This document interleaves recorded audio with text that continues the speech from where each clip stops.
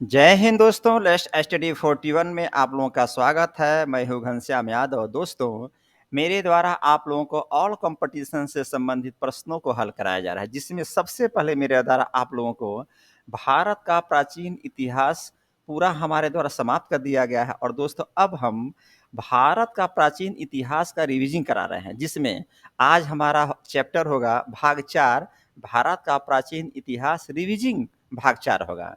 तो दोस्तों, आइए आज हम लोग भारत का प्राचीन इतिहास रिविजन भाग 4 को पढ़ते हैं। तो दोस्तों, आज का सबसे पहले प्रश्न बन रहा है, ऋग्वेद किसे कहते हैं? तो उत्तर देंगे, ऋचाओं के क्रमबद्ध ज्ञान के संग्रह को ऋग्वेद कहते हैं। ध्यान दीजिएगा, ऋग्वेद ऋचाओं के क्रमबद्ध ज्ञान के संग्रह को कहते हैं। और ऋचाएं क्या होती, मैंने आपको बताया था कि ऋग्वेद में 10,462 ऋचाएं हैं, जो एक्चुअल ऋचा है, और कुल ऋचाओं की संख्या 10,580 है। लेकिन 10,580 जो ऋचाएं हैं कुल, दोस्तों, उसमें 118 ऋचाओं को दोहराया गया है। तो इस प्रकार अगर हम कुल जो ऋचा 10,580 है, उसमें से 118 घटा देते हैं, तो जो एक्चुअल ऋचा आती है वो 10,462 आती है। तो जो ये ऋचाएं हैं, उनके क्रमबद्ध ज्ञान को संग्रह को ही ऋग्वेद कहते हैं। तो प्रश्न आएगा, ऋग्वेद किसे कहते हैं? आप उत्तर लिखेंगे, ऋचाओं के क्रमबद्ध ज्ञान के संग्रह को ऋग्वेद कहते हैं। आप देखेंगे दोस्तों, यहाँ पर मेरे द्वारा एक ऋग्वेद पुस्तक का पिक लगाया गया है। नेक्स्ट क्वेश्चन है, ऋग्वेद में कुल कितने मंत्र हैं? जो सारी ऋचाएं हैं कितनी है? टोटल कुल 10,580 हैं। कितनी है? 10,580 हैं। फिर नेक्स्ट है, ऋग्वेद में कितने मंत्र को दोहराया गया है? तो उत्तर लिखेंगे 118 मंत्र को दोहराया गया। अभी मैंने आपको बताया 10,580 टोटल है, उसमें 118 को दोहराया गया है। तो एक्चुअल जो बचता है 10,462 बचता है। तो ऋग्वेद में कितने मंत्र को दोहराया गया या कितने ऋचाओं को दोहराया गया? आप उत्तर लिखेंगे 118 को। फिर नेक्स्ट क्वेश्चन बना, ऋग्वेद में कितने मंडल हैं? तो दोस्तों, उत्तर लिखेंगे 10 मंडल हैं। दोस्तों ध्यान दीजिएगा, जिस प्रकार से हम लोग कोई चैप्टर पढ़ते हैं किसी सब्जेक्ट का, तो उसमें अध्याय हुआ करता है, तो उसी प्रकार से ऋग्वेद में मंडल है। तो प्रश्न पूछ रहा है कि ऋग्वेद में कितने मंडल हैं? आप उत्तर देंगे, ऋग्वेद में 10 मंडल हैं। और नेक्स्ट क्वेश्चन है, ऋग्वेद में कितनी सूक्त हैं? आप उत्तर लिखेंगे 1028 सूक्त हैं। यानी कि ऋग्वेद में 10 मंडल हैं, और 10 मंडल में दोस्तों जब डिवाइड किया गया तो 1028 सूक्त आते हैं। प्रश्न आएगा, ऋग्वेद में कितने सूक्त हैं? आप उत्तर लिखेंगे, ऋग्वेद में 1028 सूक्त हैं। नेक्स्ट क्वेश्चन, ऋग्वेद में कितनी ऋचाएं हैं? आप उत्तर लिखेंगे, ऋग्वेद में 10,462 ऋचाएं हैं। अभी मैंने आपको बताया कुल ऋचाओं की संख्या 10,580, 118 ऋचाओं को दोहराया गया। तो कुल ऋचाओं में अगर 118 ऋचाओं को हम घटाते हैं तो 10,462 ऋचाएं आती हैं। तो ऋग्वेद में कितनी ऋचाएं हैं? आप उत्तर लिखेंगे, 10,462 ऋचाएं हैं। यहाँ पर देखेंगे मैंने एक पिक लगाया है ऋग्वेद के मंत्र के यानी कि ऋचाओं का।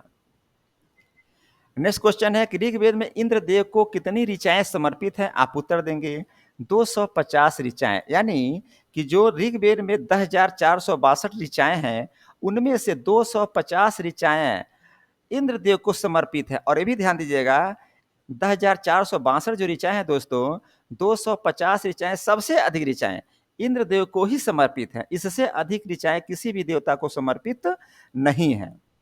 फिर अगला प्रश्न आया, ऋग्वेद में अग्नि देवता को कितनी ऋचाएं समर्पित हैं? अब देखिए, पहले प्रश्न आया ऋग्वेद में इंद्र देवता को कितनी ऋचाएं समर्पित हैं? उत्तर मिला 250। अब पूछ रहा है ऋग्वेद में अग्नि देवता को कितनी ऋचाएं समर्पित है? दोस्तों ध्यान दीजिएगा, 200 ऋचाएं समर्पित हैं। सबसे अधिक ऋचा 250 इंद्र देवता को समर्पित है। उसके बाद दूसरे नंबर पर आता है देवता अग्नि देवता, और अग्नि देवता को कितनी ऋचाएं समर्पित है? 200 ऋचाएं समर्पित है। तो प्रश्न आएगा, ऋग्वेद में अग्नि देवता को कितनी ऋचाएं समर्पित है? आप उत्तर देंगे 200 ऋचाएं समर्पित है। देखिएगा दोस्तों, यहाँ हवन कुंड है और अग्नि देवता का पिक लगाया हूं। नेक्स्ट क्वेश्चन है, ऋग्वेद को पढ़ने वाले को क्या कहते हैं? तो दोस्तों, ऋग्वेद को पढ़ने वालों को होत्री कहते हैं। जैसे ये मुनि जी बैठे हुए हैं, ऋषि मुनि, ये ऋग्वेद को अगर पढ़ रहे हैं और पढ़ते हैं तो इनको क्या कहा जाएगा? होत्री कहा जाएगा। प्रश्न आएगा, ऋग्वेद को पढ़ने वाले को क्या कहते हैं? आप उत्तर देंगे, ऋग्वेद को पढ़ने वाले को होत्री कहते हैं। नेक्स्ट क्वेश्चन है, आर्यों की राजनीतिक प्रणाली, ध्यान दीजिएगा, आर्यों के राजनीतिक प्रणाली की जानकारी कहाँ से मिलती है? आप लिखेंगे ऋग्वेद से। चूंकि दोस्तों आर्य लोग आए और उन्हीं लोगों के द्वारा ऋग्वेद का रचना किया गया, और राजनीतिक प्रणाली की जब बात होती है तो स्पष्ट हो गया कि चूंकि इन्हीं आर्यों के द्वारा वेद लिखा गया, ऋग्वैदिक काल आया, तो राजनीतिक प्रणाली की जब बात होगी तो स्पष्ट हो जाए कि ऋग्वेद से ही उनकी जानकारी मिलेगी। तो प्रश्न आएगा, आर्यों की राजनीतिक प्रणाली की जानकारी कहाँ से मिलती है? आप उत्तर लिखेंगे ऋग्वेद से। और आप देखेंगे यहाँ एक बहुत ही खूबसूरत आर्यों का एक पिक मेरे द्वारा लगाया गया है। नेक्स्ट क्वेश्चन है, ऋग्वेद का तीसरा मंडल किसके द्वारा लिखा गया? ध्यान दीजिएगा, अभी मैंने आपको बताया था कि ऋग्वेद में 10 मंडल हुआ करता है, तो 10 मंडल में जो तीसरा मंडल है किसके द्वारा लिखा गया? आप उत्तर लिखेंगे विश्वामित्र के द्वारा लिखा गया। किसके द्वारा? विश्वामित्र के द्वारा लिखा गया। ऋग्वेद का तीसरा मंडल किसके द्वारा लिखा गया? आप उत्तर लिखेंगे विश्वामित्र के द्वारा लिखा गया। और दोस्तों देखेंगे मेरे द्वारा यहाँ पर एक विश्वामित्र जी का पिक लगाया गया है।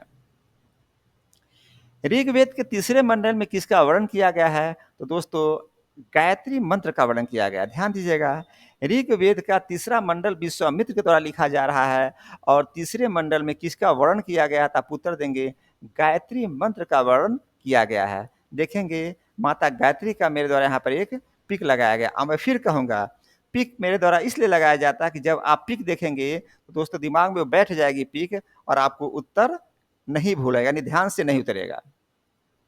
नेक्स्ट क्वेश्चन है, ऋग्वेद के 8वें मंडल में किसका वर्णन किया गया है? आप उत्तर लिखेंगे हस्तलिखित ऋचाओं का। ऋग्वेद के 8वें मंडल में किसका वर्णन किया गया? उत्तर लिखेंगे हस्तलिखित ऋचाओं का। ऋग्वेद के 8वें मंडल में लिखित हस्तलिखित ऋचाओं को क्या कहते हैं? ध्यान दीजिएगा, ऋग्वेद के 8वें मंडल में दोस्तों जो ये हस्तलिखित ऋचाएं हैं इसको क्या कहते हैं? प्रश्न पूछ रहा है कि ऋग्वेद के 8वें मंडल में लिखित हस्तलिखित ऋचाओं को क्या कहते हैं? आप लिखेंगे खिल। ऋग्वेद के 8वें मंडल में जो हस्तलिखित ऋचा है उसको क्या कहते हैं? लिखेंगे खिल। नेक्स्ट क्वेश्चन, ऋग्वेद के 9वें मंडल में किसका वर्णन किया गया है? आप उत्तर लिखेंगे सोम देवता का। किसका? सोम देवता का। देखेंगे यहाँ पर सोम देवता का हमने एक पिक लगाया है। प्रश्न पूछेगा ऋग्वेद के 9वें मंडल में, ध्यान दीजिएगा 9वें मंडल की बात की जा रही है। ऋग्वेद में कितना मंडल है? 10 मंडल है। तो ऋग्वेद के 9वें मंडल में किसका वर्णन किया गया है? आप उत्तर लिखेंगे सोम देवता का वर्णन किया गया है। फिर अगला क्वेश्चन आया, ऋग्वेद के 10वें मंडल में किस समाज की बात कही है? ध्यान देंगे, यहाँ समाज की बात पूछी जा रही है कि ऋग्वेद के 10वें मंडल में किस समाज की बात की गई? आप लिखेंगे चातुष वर्ण समाज की बात की गई। किसकी? चातुष वर्ण की समाज की बात की गई है। और आगे क्वेश्चन बन गया, ऋग्वेद के 10वें मंडल के आधार पर समाज को कितने भागों में बांटा गया? आप उत्तर लिखेंगे 4 भागों में बांटा गया। पहला ब्राह्मण, दूसरा क्षत्रिय, तीसरा वैश्य, चौथा शूद्र। ध्यान देंगे दोस्तों, ऋग्वेद के 10वें मंडल के आधार पर समाज को कितने भागों में बांटा जा रहा है? 4 भागों में बांटा जा रहा है। पहला ब्राह्मण, दूसरा क्षत्रिय, तीसरा वैश्य, चौथा शूद्र। और मेरे द्वारा यहाँ पर देखिए पिक लगाया गया है। पहला क्या है? ब्राह्मण है, दूसरा क्या है? क्षत्रिय है, तीसरा है वैश्य, और चौथा शूद्र। नेक्स्ट क्वेश्चन है, ऋग्वेद के आधार पर जो आधारित व्यवस्था थी वो जन्म आधारित थी या कर्म आधारित? तो ध्यान देंगे कर्म आधारित व्यवस्था थी। ऋग्वेद के आधार पर जो व्यवस्था थी दोस्तों वो कर्म आधारित थी, जन्म आधारित नहीं थी। लेकिन यही जो व्यवस्था है आगे जाकर उत्तर वैदिक काल में जन्म आधारित हो जाती है, कर्म आधारित नहीं। अभी तो कर्म आधारित है कहाँ पे? ऋग्वेद में। लेकिन उत्तर वैदिक काल में जाएंगे तो वहां पर व्यवस्था कर्म आधारित नहीं होकर के जन्म आधारित हो जाती है। फिर नेक्स्ट क्वेश्चन बना, इन चारों वर्णों के कर्तव्यों का उल्लेख कहाँ किया गया है? चारों वर्ण, ध्यान दीजिएगा, यही ब्राह्मण, क्षत्रिय, वैश्य, शूद्र, चारों वर्णों का कर्तव्यों का उल्लेख कहाँ किया गया है? तो लिखेंगे धर्म सूत्र में। कहाँ? धर्म सूत्र में।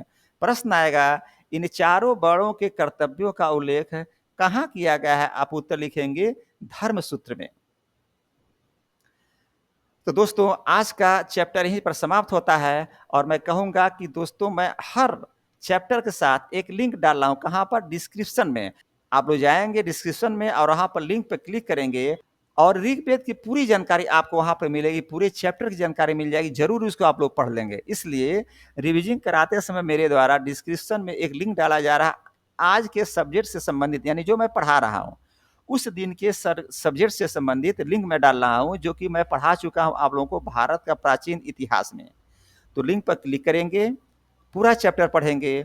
और दोस्तों एक बच्चा ने हमारे पास एक मैसेज किया था कि सर आप अपना प्लेलिस्ट डाल दीजिए, मैं प्लेलिस्ट नहीं डाला था। तो दोस्त मैं बताऊं कि मेरे द्वारा प्लेलिस्ट डाल दिया गया और आप जाइए और प्लेलिस्ट में खोलिए और भारत का प्राचीन इतिहास 1 से लेकर 70 चैप्टर जो है आप आराम से पढ़ सकते हैं। और दूसरा भी प्लेलिस्ट मैंने बना दिया है जिसमें भारत का प्राचीन इतिहास रिवीजिंग डाला जा रहा है। और 3 चैप्टर मेरे द्वारा रीडिंग का डाल दिया गया है और आज का जो चैप्टर है चौथा, आज इसका चैप्टर पढ़ जाएगा कहाँ पे? रिवीजिंग में। तो दोस्तों जाइए प्लेलिस्ट खोलिए और वहाँ पर आप लोग आराम से पढ़ सकते हैं प्लेलिस्ट खोल करके। तो दोस्तों आज का चैप्टर यहीं पर समाप्त होता है। जय हिंद, जय भारत।